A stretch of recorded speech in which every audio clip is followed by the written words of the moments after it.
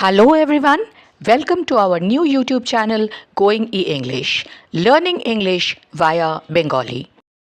প্রাত্যহিক জীবনের টানাপোড়েনে আমাদের মাঝে মাঝে নিজেদের কাজকর্মকে জাস্টিফাই করতে হয়, অর্থাৎ তার পিছনে কিছু যুক্তি দিয়ে বোঝাতে হয় যে আমি কাউকে ডাকিনি, তুমি কাউকে দেখোনি, সে কাউকে বকেনি, তারা কাউকে বলে না। এই ধরনের সেন্টেন্স আমরা প্রাত্যহিক জীবনে প্রতিদিন ব্যবহার করে থাকি। আজকে চলুন আমরা এই ধরনের সেন্টেন্স কীভাবে বলবো জেনে নিই। কাউকে বা কাউকে না ইংলিশ হলো এনিওয়ান অর নো ওয়ান। কাউকে হলো এনিওয়ান আর কাউকে নয়, অর্থাৎ ইংলিশে বলবো আমরা নো ওয়ান। এই এনিওয়ান অথবা নো ওয়ানকে দিয়ে সেন্টেন্স যখন আমরা তৈরি করব তখন কিভাবে ব্যবহার হবে? প্রথমে দেব সাবজেক্ট, তারপরে হ্যাভ নট বা has not according to the subject, তার সঙ্গে third form of the verb এবং এনিওয়ান। অপরদিকে যদি নো ওয়ান দিয়ে করতে চাই তখন হবে সাবজেক্ট প্লাস হ্যাভ অথবা হ্যাজ, আবারও সেই সাবজেক্টের অনুযায়ী হ্যাভ অথবা হ্যাজ ব্যবহার হবে।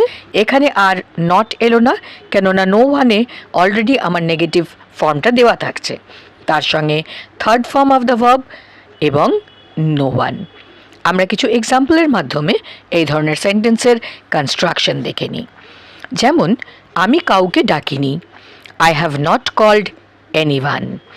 I have not called anyone, or I have called no one.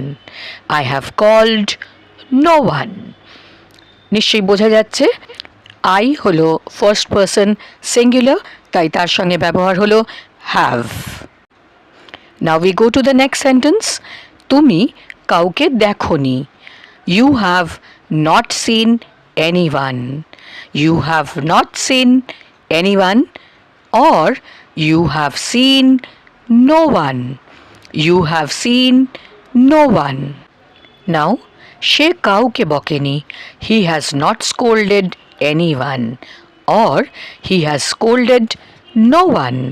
তো এখানে দেখুন হি হলো থার্ড পারসন সিঙ্গুলার, তাই তার সঙ্গে ব্যবহার হচ্ছে has. We shall now go for the next sentence. Robi kauke marini. Ravi has not beaten anyone. Ravi has not beaten anyone, or Ravi has beaten no one. এখানে আমরা যে সেন্টেন্সগুলো এতক্ষণ দেখলাম তার প্রত্যেকটি কিন্তু প্রেজেন্ট পারফেক্ট টেন্সে আছে। প্রেজেন্ট পারফেক্ট টেন্সটা কি? প্রেজেন্ট পারফেক্ট টেন্স সেই সমস্ত অ্যাকশন বা কাজের সম্পর্কে কথা বলে যা কিনা সদ্যই শেষ হয়েছে, বেশিক্ষণ হয়নি যে জিনিসটা শেষ হয়েছে, সেই কথা বোঝাতে আমরা প্রেজেন্ট পারফেক্ট টেন্স ব্যবহার করে থাকি।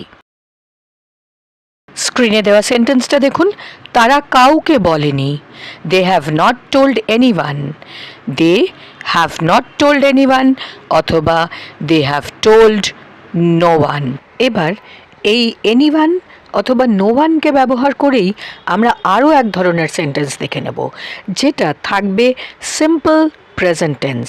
সিম্পল প্রেজেন্ট টেন্স হলো সেই কথা বলে যা সবসময়ই সত্যি, habitual fact or universal truth.